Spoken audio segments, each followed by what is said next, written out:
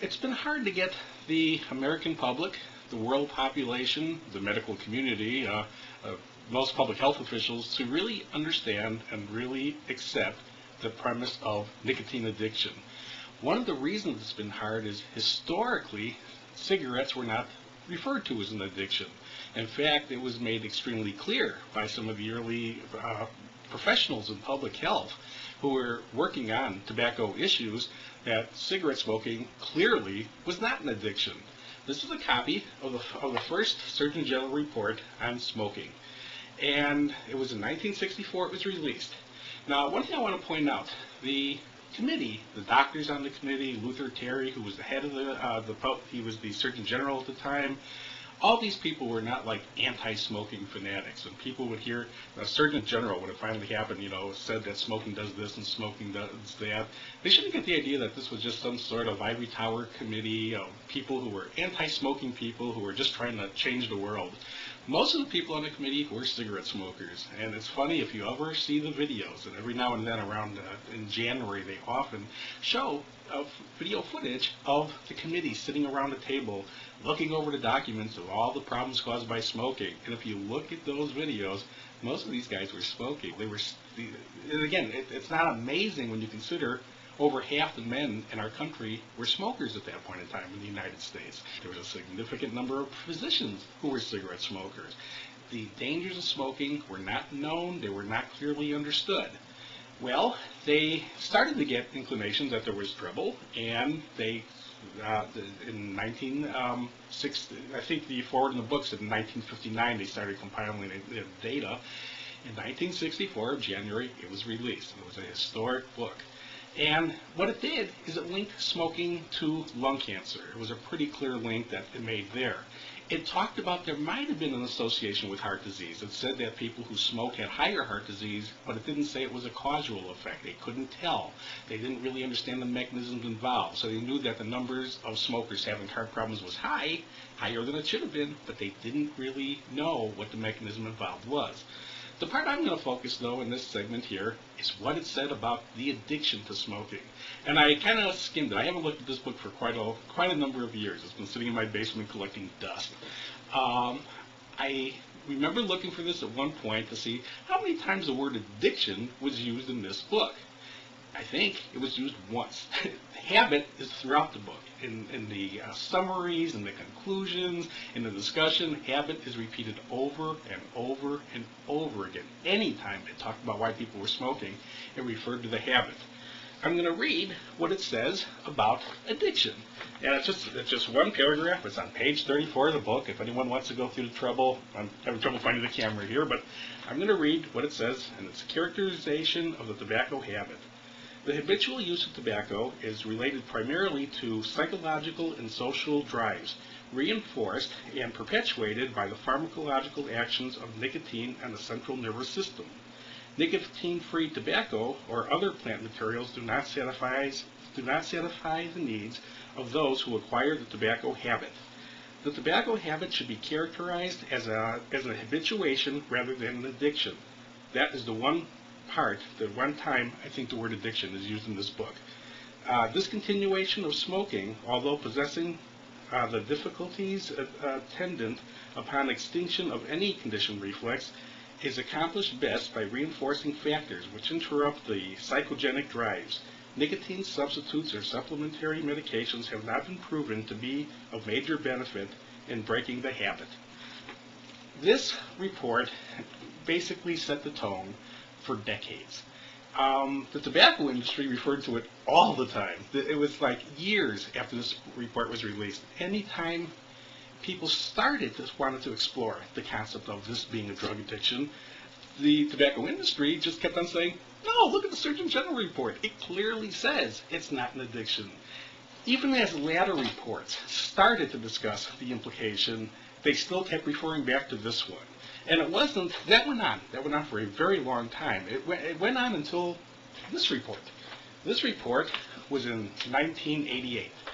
And the title of that report was Nicotine Addiction. This was the Surgeon General report in 1988, 24 years after this report. But until that point, it was just constantly referred to that this was not an addiction. Not that maybe it was an addiction, it was just not an addiction, because the Surgeon General said so.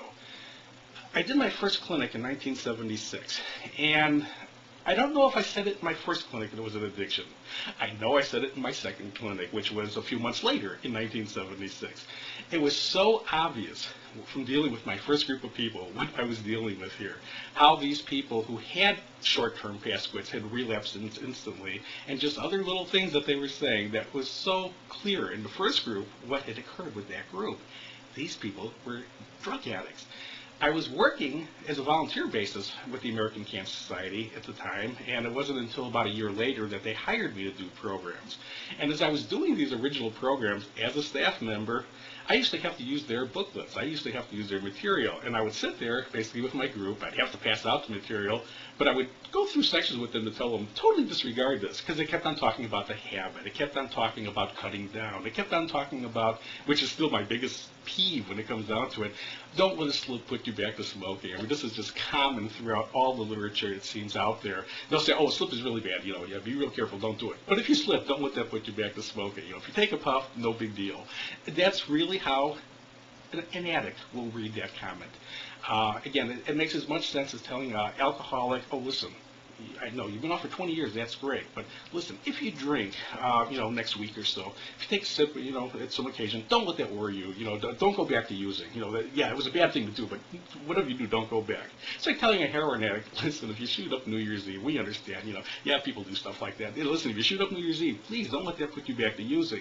The message that addicts need to understand isn't, don't let administration of that drug put you back to using. The message needs to be, don't administer that drug, because if you do, you're going back to using. I mean, taking a puff when it comes to now on a cigarette, taking a puff to a next smoker means they're either going through smoking again or they're going through quitting again.